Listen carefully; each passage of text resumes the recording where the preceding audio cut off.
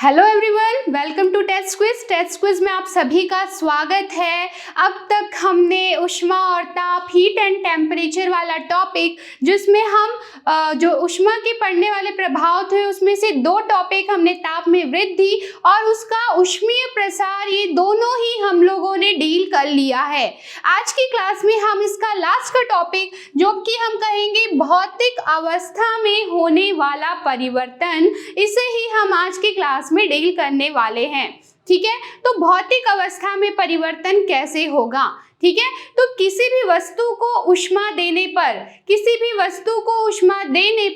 उसकी अवस्था में भी परिवर्तन होता है। अवस्था मतलब क्या? अवस्था मतलब स्टेट, या तो वो होगा द्रव में, या तो होगा वो गैस में, या तो होगा वो ठोस अवस्था में।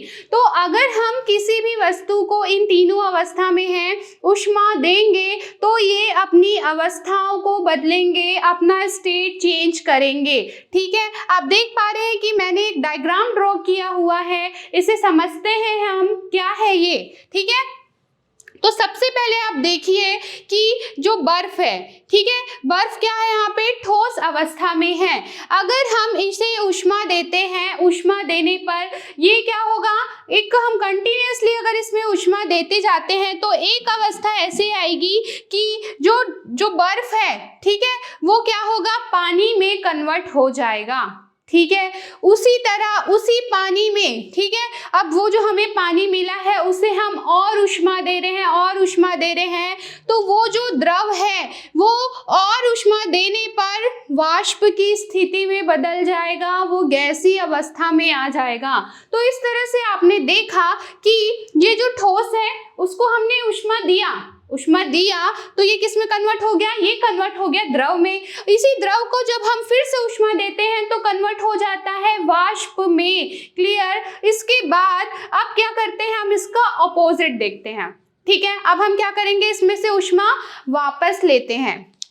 ये क्या है? वो तो बदल गया था वाष्प में। अब मैं क्या कर रही हूँ? उसको वाष्प, जो उसका टेम्परेचर है, अब हम उसकी ऊष्मा को वापस ले रहे हैं। उसकी ऊष्मा वापस लेंगे तो क्या होगा? जो भाप में बदला हुआ था उसमें संघनन का प्रोसेस होगा। संघनन होने पर आप जैसा देखे हैं कि अगर आप बहुत खौलता पानी गर्म करते हैं, ठीक है, वो क्या है? भाप में बदलने लगता है, लेकिन वहीं आप उस खौलते पानी को बंद कर दीजिए, उसे ढक दीजिए, तो जो वो वाष्पित हुआ था, जो वो संघनित होकर पुनः पानी के रूप में बदल जाएगा।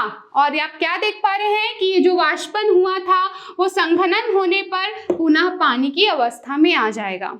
क्लियर? अब क्या होगा? अब ये जो पानी है उसमें से आप और ऊष्मा ले लीजिए। ठीक है, आप इसका जो टेम्परेचर है और खींचिए, तो क्या होगा? ये लेने पर, ऊष्मा लेने पर इसका हिमीकरण होता है और ठीक है, 0 डिग्री सेल्सियस पे क्या हो जाएगा? फिर ये बर्फ में कन्वर्ट हो जाएगा। तो आपने क्या देखा? ये गैस में था, गैस से इसकी अवस्था बदली, ऊष्मा ली तो ये क्या हुआ? द्रव में बदल गया, फिर द्रव से इसकी ऊष्मा ली तो ये क्या बन गया? ठोस में। तो ये टॉपिक आपको क्लियर हो रहा है कि भौतिक अवस्था में कैसे परिवर्तन हो रहा है। आप उसको ऊष्मा दे रहे हैं तो ये ठोस द्रव में बदला, फिर द्रव फिर से गैस में बदल गया।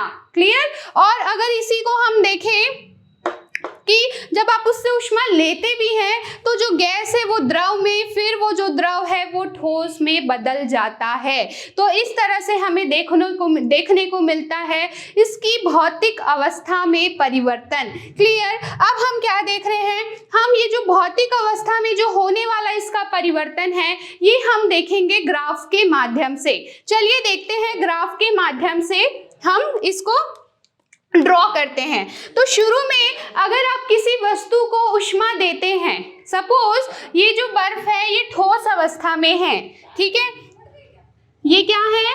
ठोस अवस्था में है। इसको आप टेम्परेचर देते जाएंगे तो ऊष्मा देने के साथ ताप में होती है वृद्धि। ठीक है, जैसे जैसे आप इसको ऊष्मा देंगे इसके ताप में भी वृद्धि होती जाती है। ठीक है, तो अभी तक क्या है? ये ठोस अवस्था में ही है। ये एरो क्या दिखा रहा है कि ऊष्मा को बढ़ाने के साथ ताप में भी वृद्धि होती है। ठीक है, जैसे जैसे हम ऊष्मा दे रहे हैं ताप में भी वृद्धि होती जा रही है, लेकिन एक अवस्था ऐसे आएगा जो जो ठोस है, ठीक है, हम उसको ऊष्मा तो दे रहे हैं, कंटिन्यूअसली ऊष्मा तो बढ़ रही है, लेकिन जो ताप है, जो टेम्परेचर है, उसकी वैल्यू नहीं बढ़ रही है। और यही वो अवस्था है जहाँ ये ठोस जो है वो द्रव अवस्था में बदल जाता है। ठीक है, ये ठोस क्या हुआ, द्रव अवस्था में बदल गया। जैसे कि मैंने आपको बताया कि बर्फ था, बर्फ को मैंने क्या दिया, बहुत सारा हीट दिया, ऊष्मा दी, तो वो ठोस से अपनी द्रव अवस्था में आ गया। ठीक है, वो किस में आ गया, पानी के फॉर्म में चेंज हो गया। अब इस द्रव को हम लोग और ज्यादा ऊष्मा देते जा रहे हैं। ये देख रहे हो, ये बढ़ रहा है, मतलब कि ऊष्मा भी इसके साथ बढ़ते जा रही है, टेम्परेचर भी बढ़ते जा रहा है। एक वैल्यू ऐसे आएगी कि जो द्रव है, ठीक है, जो द्रव है वो किस में कन्वर्ट हो जाएगा, वो आप देख पा रहे हैं कि वो वाष्प में कन्वर्ट हो जाएगा। ये क्या हो गया, वाष्प में कन्वर्ट हो जाता है, और इसके बाद तो ये गैस की अवस्था में ही वापस आ जाता है। क्लियर। तो इस तरह से आप क्या देख पा रहे हैं कि जो जैसे ही हमने किसी ठोस को, किसी वस्तु को जो ठोस अवस्था में था उसको हमने ऊष्मा दी, ऊष्मा देने के साथ साथ उसके टेम्परेचर में भी वृद्धि होते जा रही है। ठोस की अवस्था है, उसके बाद एक समय ऐसा आएगा कि टेम्परेचर बिल्कुल भी नहीं बढ़ेगा। टेम्परेचर बिल्कुल भी नहीं बढ़ रहा है तो वो क्या हुआ, वो ठोस से द्रव अवस्था में परिवर्तित हो गया।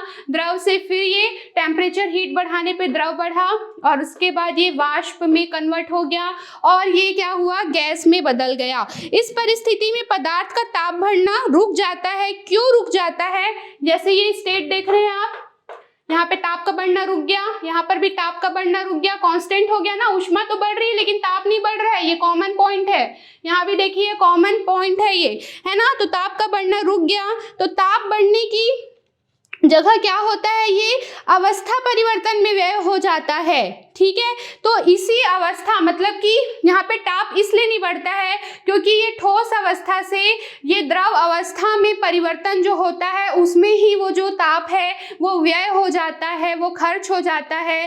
तो जो व्यय हो जाता है ना, तो वो क्या होता है, यह दी गई अथवा पदार्थ से ली गई ऊष्मा ताप वृद्धि के रूप में दिखाई नहीं पड़ती है हमें।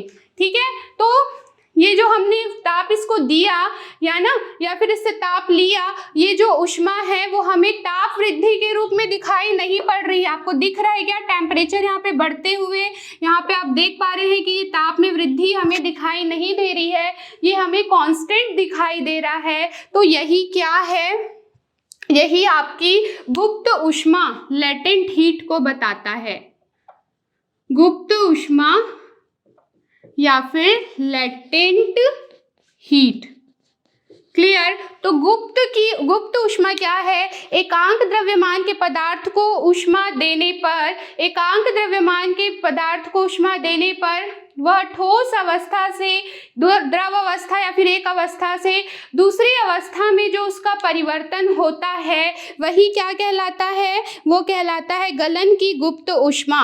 ठीक है, और जैसे कि जो पानी की, जो बर्फ की जो गलन की गुप्त ऊष्मा है वो है 80 किलो कैलोरी। ठीक है, हम लोग गुप्त ऊष्मा को किससे दर्शाते हैं, हम गुप्त ऊष्मा को दर्शाते हैं Q = ml से।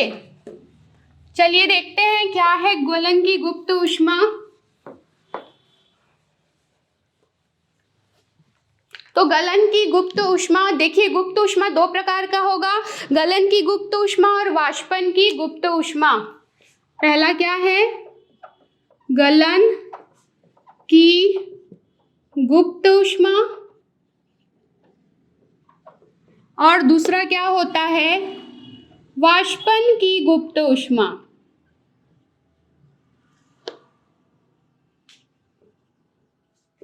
ठीक है, तो ये क्या होता है, ये ऊष्मा हम दर्शाएंगे Q = ml से, है ना। तो दी वो एकांक द्रव्यमान पर, ठीक है, कि जब एकांक द्रव्यमान पर पदार्थ को ऊष्मा देने पर वह ठोस अवस्था से द्रव अवस्था में बदल गया था ना, है ना, ठोस से द्रव अवस्था में बदल गया था, उसे ही प्रक्रिया में जो ऊष्मा हम लोगों ने दी थी वही क्या है, गलन की गुप्त ऊष्मा कहलाता है।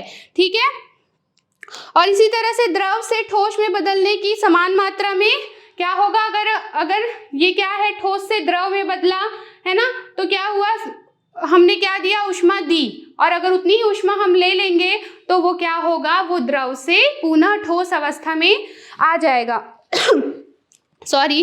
और जब द्रव का उसके क्वथनांक पर गर्म करते हैं, ठीक है, तो क्या होगा, वो गैस की अवस्था में बदल जाता है, और उसी गैस को जब हम उससे ऊष्मा वापस ले लेते हैं तो वो पुनः द्रव की अवस्था में आ जाता है।